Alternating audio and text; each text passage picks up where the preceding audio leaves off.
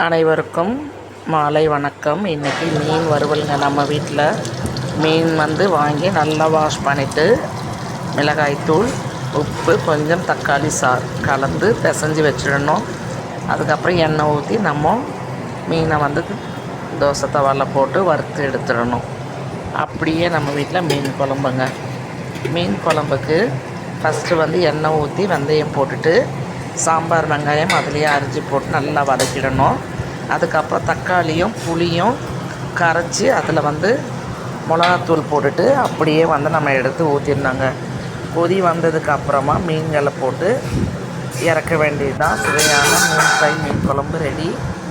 அப்படியே பசங்களுக்கு காரம் இல்லாமல் முருங்கைக்கீரை கடையல், பருப்பு, கீரை, தக்காளி, வெங்காயம், பூண்டு, பெருங்காயத்தூள் போட்டு வேக வச்சு அதை நல்லா கடைஞ்சிட்டு தாளிப்புக்கு எண்ணெய் ஊற்றி கடுகு, காஞ்ச மிளகா போட்டு தாளிச்சிட்டு கொஞ்சம் லைட்டாக புளி ஊற்றணும்.